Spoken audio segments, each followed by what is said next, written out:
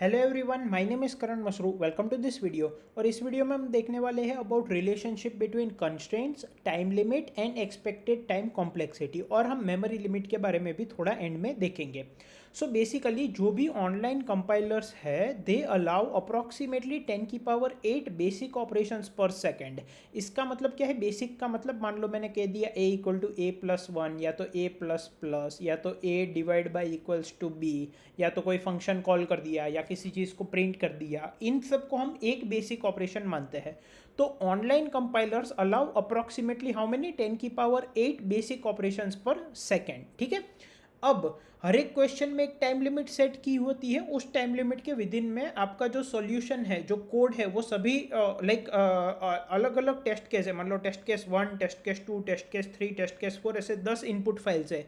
तो हर एक input file पे इंडिविजुअली मान लो 1 सेकंड की लिमिट है, तो हर एक इनपुट फाइल को वो इंडिविजुअली 1 सेकंड में रन करके आउटपुट जनरेट करना चाहिए। ठीक है। हर एक इनपुट के लिए 1 1 सेकंड उसका अलाउड टाइम होगा। ठीक है। तो सबसे पहले तो समझते हैं कि जावा जो है वो C++ से थोड़ी स्लोअर है and Python is even slower than Java. ठीक है। तो यूजुअली क्या होता है कि अगर x टाइम लिमिट सेट की है फॉर C++ सॉल्यूशन, तो 2x सेट की जाती है for Java and 5x for Python. ठीक है। ये थोड़ा बहुत वेरी कर सकता है। तो हम यहाँ पे कह रहे हैं कि C++ में अगर हमने 1 सेकंड का अलोकेट किया है, तो जावा में 2 सेकंड और पाइथन में 5 सेकंड हमें रखनी पड़ेगी। ठीक है। और उसी के रिस्पेक्ट में मैंने यहाँ पे कंस्ट्रेंट्स वगैरह लिखे हैं और एक्सपेक्टेड टाइम लिमिट लिखी है। ठीक है। यहाँ तक क्लियर है? नाउ अगर कोई एक पर्टिकुलर सॉल्यूशन है, उसको मैं n=100 के इनपुट पे रन करता हूँ एंड n=1000 के इनपुट पे रन करता हूँ एंड n=10 लाख के इनपुट पे रन करता हूँ, तो ऑब्वियसली टाइम वेरी करेगा। जैसे जैसे इनपुट की साइज बढ़ेगी वैसे वैसे टाइम आपका बढ़ता जाएगा। ठीक है। तो यहाँ पे मैंने क्या किया है, कंस्ट्रेंट्स और मैक्सिमम एक्सपेक्टेड टाइम कॉम्प्लेक्सिटी के बीच में एक रिलेशन बनाया है। मतलब कि अगर आपकी n की value less than equal to 20 तक है, आपका input size less than equal to 20 तक है, तो आप जो भी सॉल्यूशन लिखोगे, अगर आप चाहते हो कि वो विद इन 1 सेकंड हो जाए in C++, within 2 second हो जाए in Java and within 5 second हो जाए इन पाइथन, तो उसकी expected time complexity big of 2n maximum होनी चाहिए। ठीक है। अगर n की वैल्यू 100 तक जा रही है तो बिग ऑफ n³ तक जा सकती है टाइम कॉम्प्लेक्सिटी। अगर n की वैल्यू 1000 तक जा रही है तो बिग ऑफ n² तक जा सकती है। ठीक है। अगर मान लो मैं n³ वाला सॉल्यूशन लिखता हूँ और n की वैल्यू 1000 है, तो n³ मतलब 1000 का क्यूब, मतलब 10⁹ ऑपरेशंस हो गए। और यहाँ पे हम सिर्फ n³ देख रहे हैं, कुछ कांस्टेंट फैक्टर्स भी होते हैं जो हम बिग ओ नोटेशन में इग्नोर कर देते हैं। तो अगर मैं n की वैल्यू 1000 है और n³ सॉल्यूशन लिखता हूँ, तो वो कितना, अगर n की वैल्यू मेरी 1000 तक जाती है और अगर मैं बिग ऑफ n³ सॉल्यूशन लिखूंगा, तो उसमें number of basic operations more than 10⁹ हो जाएंगे, क्योंकि 10⁹ तो n³ हो गए। उसके अलावा जो हम कॉन्स्टेंट्स वगैरह इग्नोर करते हैं वो, तो 1 सेकंड में तो 10⁸ ऑपरेशंस होते हैं, तो this will take more than 10 seconds. Are you getting my point? तो अगर n की वैल्यू 1000 तक जा रही है तो हम n³ सॉल्यूशन नहीं लिख सकते। ठीक है। तो अगर n की वैल्यू 1000 तक जा रही है तो big of n² is the maximum you can go. n की वैल्यू 10⁵ तक जा रही है तो big of n log n। n की वैल्यू 10⁶ तक जा रही है तो बिग ऑफ n। और अगर n की वैल्यू 10⁶ से बड़ी है तो बिग ऑफ log n, या तो कांस्टेंट। कांस्टेंट मतलब इंडिपेंडेंट ऑफ n। ठीक है। नाउ कुछ चीज़ें पहले मैं आपको बता दूं। पहली चीज़ तो कि ये एक अप्रॉक्सीमेशन है, मतलब यहाँ पे n की वैल्यू 1000 की जगह मान लो कोई टाइट कंस्ट्रेंट वाला टेस्ट केस है, तो 1000 की जगह 3000 भी हो सकता है, जिस केस में बिग ऑफ n² वर्क कर जाए। ठीक है। बट ऐसा नहीं होगा कि n की वैल्यू 10⁵ तक जा रही है और आपको n² सॉल्यूशन लिखना है, ऐसा नहीं होगा, बट इससे थोड़ा बहुत ज़्यादा हो सकता है। ठीक है। So this is a reference. ठीक है। इससे थोड़ा बहुत ऊपर नीचे हो सकता है। जैसे जैसे आप प्रॉब्लम्स को प्रैक्टिस करोगे आपको एक आइडिया और बेटर आ जाएगा। पहली चीज़। दूसरी चीज़ यहाँ पे मैंने लिखा है मैक्सिमम एक्सपेक्टेड टाइम कॉम्प्लेक्सिटी। मतलब अगर मान लो n की वैल्यू 1000 तक जा रही है तो मैक्सिमम आप n² जा सकते हो, n³ या 2n वाला सॉल्यूशन नहीं लिख सकते। मतलब जिसमें n³ जितने स्टेप्स हो रहे हो, या तो 2n के रिस्पेक्ट में स्टेप्स हो रहे हो मल्टीपल में, आप मैक्सिमम बिग ऑफ n² जितने स्टेप्स में जा सकते हो। इसका मतलब क्या है, ये मैक्सिमम है। मतलब n की वैल्यू अगर मैक्सिमम 1000 तक जाती है तो आप मैक्सिमम बिग ऑफ n² का सॉल्यूशन लिख सकते हो अगर आपको 1 सेकंड में पास करवाना है। आप बिग ऑफ n³ या 2n वाला सॉल्यूशन नहीं लिख सकते जिसमें कि इतने स्टेप्स हो रहे हो कोड में, बट डेफिनेटली अगर n की वैल्यू 1000 तक जा रही है तो big of n log n, big of n, big of log n, big of 1, ये सब तो आप लिख ही सकते हो, लेकिन n स्क्वायर से ज़्यादा नहीं लिख सकते, n स्क्वायर से ज़्यादा टाइम कॉम्प्लेक्सिटी वाला सॉल्यूशन नहीं लिख सकते. सो दैट्स वाई मैंने यहाँ पे मैक्सिमम वर्ड यूज़ किया है. Are you getting my point? अगर n की वैल्यू 10⁵ में n log n वाला सॉल्यूशन एक्सेप्टेड है तो कांस्टेंट वाला तो एक्सेप्टेड होगा ही ना.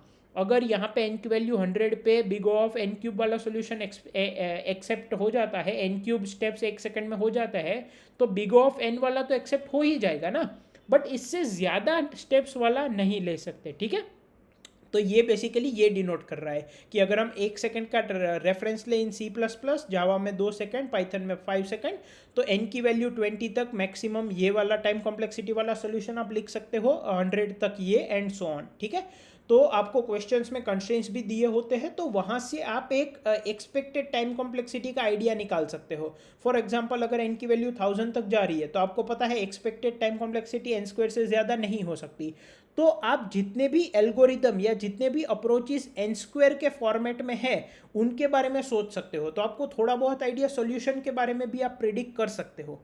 अगर आपको बिग ऑफ n स्क्वायर का सॉल्यूशन लिखना है तो क्या क्या पॉसिबिलिटीज हो सकती है, एंड सो ऑन, आप इस तरह से सोच सकते हो. ठीक है, अगर 10⁵ तक वैल्यू जा रही है तो n log n में क्या क्या अलग अलग अप्रोचेस हो सकते हैं, राइट. अगर 10⁶ से बड़ा है तो log n में क्या क्या अप्रोचेस हो सकते हैं, बाइनरी सर्च वगैरह हो सकता है. ठीक है, तो आप एक्सपेक्टेड कंस्ट्रेंट को देख के एक्सपेक्टेड टाइम कॉम्प्लेक्सिटी गेस करके आप जो है सॉल्यूशन का टाइम लिमिट एक्सपेक्टेड कैलकुलेट करके आप अलग अलग अप्रोचेस भी सोच सकते हो. ठीक है, तो एक सॉल्यूशन का काइंड ऑफ हिंट भी आपका बन जाता है. ठीक है, अब कुछ प्लेटफॉर्म पे क्या होगा कि आपको कंस्ट्रेंट दिए होंगे एंड टाइम लिमिट दी होगी 1 second, 2 second, 5 second, and so on. ठीक है, कुछ प्लेटफॉर्म पे क्या है कि आपको एक्सपेक्टेड टाइम कॉम्प्लेक्सिटी और कंस्ट्रेंट दिए होंगे कि n की वैल्यू 20 तक जा रही है और एक्सपेक्टेड टाइम कॉम्प्लेक्सिटी है बिग ऑफ 2⁵n, वो सेकंड्स नहीं लिखेंगे. ठीक है, तो ये अलग अलग हो सकता है, बट आपको इन सब के बीच में रिलेशन पता चल गया. ठीक है, अनदर थिंग, मान लो यहाँ पे n की वैल्यू 10⁶ तक जा रही है या तो n की वैल्यू 1000 तक जा रही है. ठीक है, तो वर्स्ट केस में बिग ऑफ n स्क्वायर का सॉल्यूशन हमें लिखना है जिसमें n स्क्वायर के मल्टीपल में कुछ स्टेप्स होंगे. तो अगर n की वैल्यू 1000 है तो n स्क्वायर क्या हो गया, 10⁶, और 1 सेकंड की टाइम लिमिट है तो 1 सेकंड में तो 10⁸ ऑपरेशंस हो सकते हैं. Are you getting my point? तो हम खुद को 10⁶ पे क्यों लिमिट कर रहे हैं, यहाँ पे 10⁴ या उससे मतलब उसके आसपास क्यों नहीं लिख रहे, बिकॉज फॉर एग्जाम्पल अगर n की वैल्यू 10⁶ तक है तो हमने बोला कि बिग ऑफ n का सॉल्यूशन आप लिख सकते हो, बट 1 सेकंड में तो 10⁸ ऑपरेशंस होते हैं. तो अगर बिग ऑफ n है, n के मल्टीपल में स्टेप्स हो रहे हैं, तो हम क्यों 10⁸ तक यहाँ पे नहीं जा रहे, बिकॉज यहाँ पे जब हम बिग ऑफ n कहते हैं तो हम कॉन्स्टेंट्स और लोअर ऑर्डर टर्म्स को इग्नोर कर देते हैं. अगर आपको याद हो जब हमने टाइम कॉम्प्लेक्सिटी निकालने का मेथड अप्रोच किया था तो हमारा जो वर्क डन था वो कुछ इस तरह से आता था. वर्क डन जो था वो an² + bn + c इस फॉर्मेट में आता था, an + b, राइट. तो इसका टाइम कॉम्प्लेक्सिटी हम n² कह देते थे एंड इसका time complexity big of n कह देते थे, because as the value of n goes very large, जो कि कंप्यूटर के केस में होता है, we use computer to solve large data problems. So as the value of n goes large, the constant and lower order terms become insignificant. But वो है तो सही ना. So that's why when n is 1000, we say big of n² तक solution लिख सकते हैं. So big of n² मतलब इसके मल्टीपल में स्टेप्स होंगे. अब कुछ कॉन्स्टेंट्स भी आप ले लो, मान लो यहाँ पे मैं कॉन्स्टेंट ले लेता हूँ 5, तो 5 × 10⁶ तो ऑलरेडी हो गया. Are you getting my point? अब अगर यहाँ पे मान लो मैं कहता हूँ नहीं, बिग ऑफ n मतलब n के मल्टीपल में स्टेप्स होंगे, 1 सेकंड में मैं 10⁸ स्टेप्स कर सकता हूँ, तो मैं n की वैल्यू 10⁸ तक ले जाऊँगा. ठीक है, आप 10⁸ तक ले गए, आपने बिग ऑफ n का सॉल्यूशन लिखा, तो 10⁸ के मल्टीपल में स्टेप्स होंगे. फिर आप ये कुछ कॉन्स्टेंट्स भी होंगे आगे पीछे, आप उसको इग्नोर नहीं कर सकते, तो ओवरऑल तो 10⁸ से ज़्यादा स्टेप्स हो जाएंगे ना. सो जस्ट उन कॉन्स्टेंट्स को और लोअर ऑर्डर टर्म्स को जो हम इग्नोर कर देते हैं उनको भी कंसिडर करते हुए विद इन 1 सेकेंड अगर हम टोटली इतने ऑपरेशंस करना चाहते हैं तो ये उससे थोड़ा कम रहता है. Are you getting my point? क्यों? क्योंकि हम कॉन्स्टेंट्स वगैरह इग्नोर कर देते हैं. सो n की वैल्यू 1000 तक है तो बिग ऑफ n² तक एक्सपेक्ट कर सकते हैं, n की वैल्यू 10⁶ है तो बिग ऑफ n तक एक्सपेक्ट कर सकते हैं. ठीक है. सो 10 की power 6 plus some constant and lower order terms together will not exceed 10 की power 8. Are you getting my point? So to stay on the safer side and get a good estimation, this will give a good estimation. ठीक है. So that's why यहाँ पे ये भी चीज़ आपको clear हो गई होगी. ठीक है. तो हमने क्या देखा कि एक सेकंड में कितने बेसिक ऑपरेशंस अलाउड होते हैं सी प्लस प्लस जावा और पाइथन के बीच में, टाइम लिमिट का रेफरेंस देखा. फिर कंस्ट्रेंट के रिस्पेक्ट में मैक्सिमम हम कितने एक्सपेक्टेड टाइम कॉम्प्लेक्सिटी का एल्गोरिदम अप्रोच कर सकते हो वो देखा. फिर ये क्यों थोड़ा कम लिया जाता है वो देखा, because constant and lower order term हम इग्नोर करते हैं तो उसके लिए. ठीक है. नाउ एक होता है मेमोरी लिमिट. आपको मेमोरी लिमिट दिया होता है क्वेश्चंस में, जो कि यूजुअली हर एक क्वेश्चन के लिए दिया होता है 256 MB. ठीक है. तो अगर आप अपने प्रोग्राम में इससे ज़्यादा मेमोरी ऑक्यूपाई करते हो तो कुछ केस में आपको मेमोरी लिमिट एक्सीडेड एरर दे सकते हैं. ठीक है. ये मैंने एरर्स में क्यों कवर नहीं किया, बिकॉज ये बहुत फ्रीक्वेंटली अकरिंग एरर नहीं है. टाइम लिमिट एक्सीडेड वगैरह फ्रीक्वेंटली अकरिंग एलिमेंट है. इसमें आपने कुछ ज़्यादा ही मान लो एरेस डिक्लेयर कर दिए जो कि इससे एक्सीड हो गए एंड सो ऑन. ठीक है. तो उस केस में अगर आपने इससे ज़्यादा मेमोरी ले ली तो उस केस में वो मेमोरी लिमिट एक्सीड का एरर दे देगा, बट ये यूजुअली कम होता है. ठीक है. So this was about the relationship between the constraints, the maximum expected time complexity and the time. ठीक है. relationship between constraints, time limit and expected time complexity. ठीक है.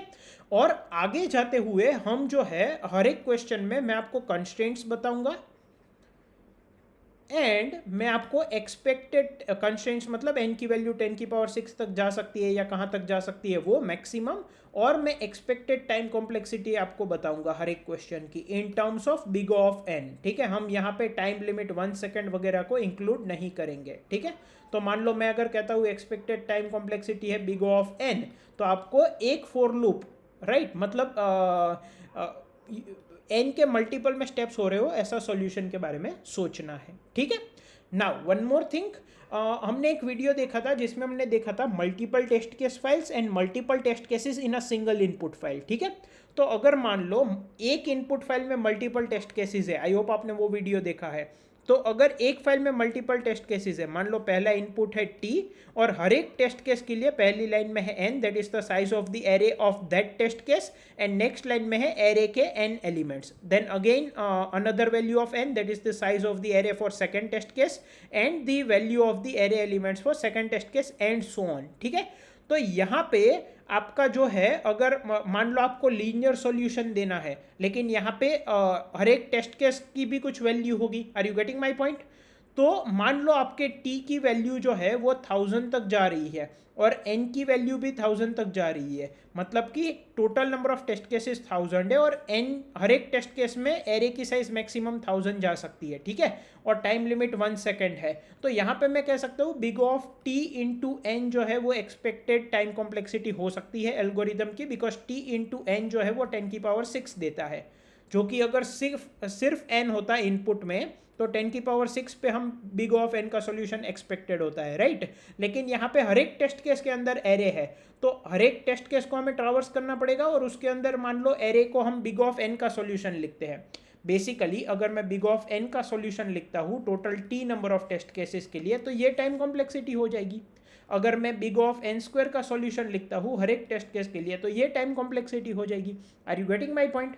तो इस तरह से हम सोचेंगे. ठीक है. अब मान लो n स्क्वायर का सॉल्यूशन है हर एक टेस्ट केस के लिए, और टेस्ट केस जो है वो मान लो 100 तक जाते हैं और n की वैल्यू भी 100 तक जाती है. ठीक है. तो इस केस में big of n square into T क्या हो जाएगा, अप्रोक्सीमेटली 10 की पावर 6. तो n स्क्वायर का यहाँ पे एल्गोरिथम आप यूज कर सकते हो. ठीक है. तो अगर मान लो सिर्फ n है तो डायरेक्टली हम n को यहाँ पे रिफ्लेक्ट कर सकते हैं. n की वैल्यू 10 की पावर 6 तक जा रही है तो big of n and so on. अगर t टेस्ट केस और n दोनों हैं तो big of t into n मान लो 10 की पावर 6 तक जा रहा है और हमें टाइम लिमिट 1 सेकेंड है, तो एक्सपेक्टेड टाइम कॉम्प्लेक्सिटी हो जाएगी big of n into T. अगर टाइम लिमिट 1 सेकेंड है और टेस्ट केसेस 100 है और n की वैल्यू 100 है, तो big of n square into T तक भी हम जा सकते हैं. Are you getting my point? Because big of n square कहाँ था जब n की वैल्यू 1000 थी, तो n स्क्वायर 10 की पावर 6 होता स्टेप्स. यहाँ पे भी n स्क्वायर इंटू टी कितना होगा, n स्क्वायर इज 10 की पावर 4, 10 की पावर 4 इंटू 100 इज 10 की पावर 6। तो अगर टेस्ट केसेस के रिस्पेक्ट में है तो इस तरह से होगा, n की वैल्यू थोड़ी छोटी होगी but it will be for multiple test cases, ठीक है। जैसे जैसे आप क्वेश्चन सॉल्व करोगे आपको एक आइडिया आ जाएगा, ठीक है। आई होप आपको इस वीडियो में सब कुछ समझ में आया होगा। Here we will end the introduction module and from the next video onwards I am starting with arrays. Okay, thank you.